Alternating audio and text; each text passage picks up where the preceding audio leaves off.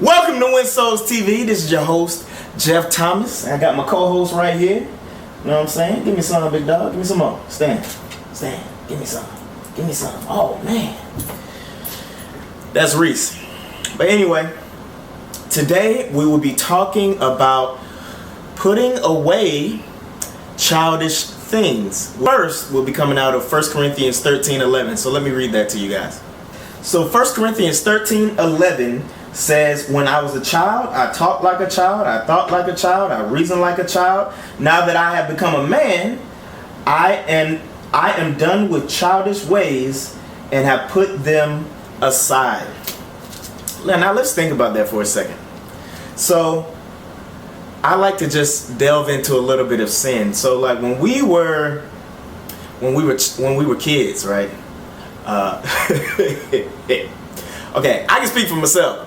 I used to go to the grocery store, and my aunt used to have me there, and I used to be sitting on the bottom level of the buggy, and I used to watch her like take the candy that you could just like grab by the handfuls and put it in the bag and like weigh it, and then they charge you for it. I used to like watch her like walk past the candy aisle, the open candy, and like grab a couple pieces and just put that junk in her mouth. And so I'm thinking that was okay. You know what I'm saying? Like I used to just grab the candy and just be munching on it on the bottom of the bottom layer of the thing. Well, my mom caught me doing that one time, and she was like, "Boy, that's not okay. That is not okay." Okay? And I don't know if I got in trouble or what, but I will definitely tell you that I learned relatively quickly that that's stealing, okay? And whether or not I continued to do it is a different story, but during that time period, I definitely learned. And as I got older, it was just like, I have money now. Why do I need to be stealing, okay? And if I don't have the money, well, you should probably save up until you get it, Jeff, okay? So with that said, it's the same thing with sin.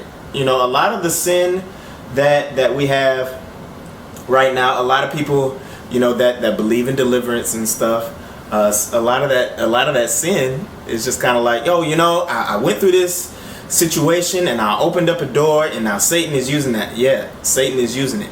And then there's also some sin that I don't want to necessarily say that Satan doesn't take advantage of, but you can't necessarily blame a demon for doing this, or you can't blame a demon for doing that, or you can't blame Satan for doing this. I believe that there's a movie out right now called The Conjuring, and The Devil Made Me Do It. That's the name of the movie, okay? And all sin, the devil did not make you do. You have opened up a lot of doors, and then also, you know, taking that responsibility upon yourself and realizing, okay, this is a sin. I need to do a lot better at putting this behind me. What are the triggers? What are the things that are helping me to go back to that mindset of an individual that I no longer am? I have grown to a place with the Lord to where I know better now. I know better. Regardless of who introduced me to this lifestyle, regardless of whatever is going on, I know better. So why am I still going back to this when I know better than that now?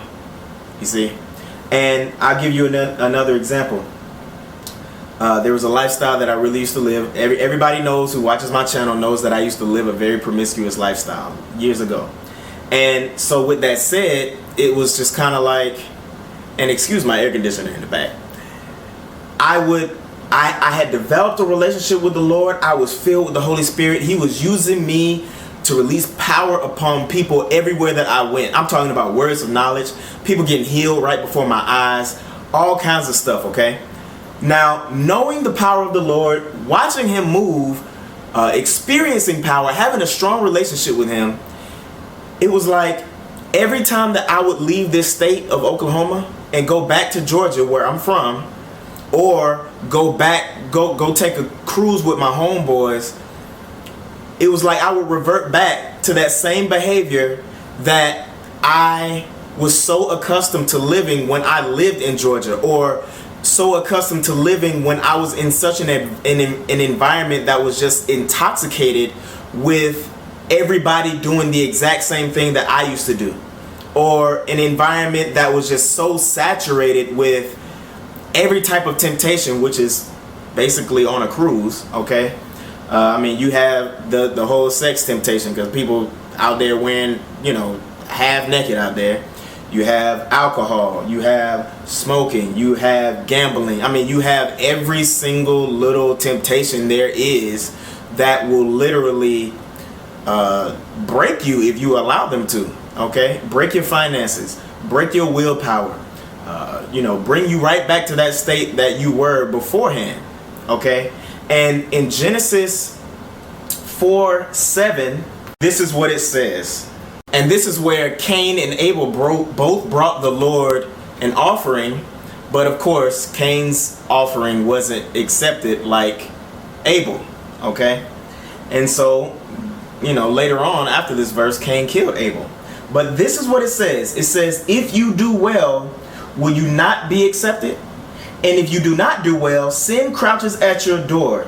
Its desire is for you, but you must master it. So there is sin literally in our lives that if we do not master that sin, then it is constantly at our door. It is constantly knocking, looking for entrance into our lives. But we have to master that place.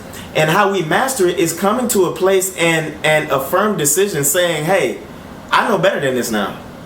I'm grown. I have my own money. I can buy my own candy. Like, I don't necessarily need to go back to that lifestyle anymore. And I'm comfortable and I'm strong in who the Lord tells me I am and in my perfect identity that He has already given me. I don't need to go back to that lifestyle to prove that I'm someone that I'm truly not. Or I don't need to go back to that lifestyle to fit in with the people that are still living in that lifestyle.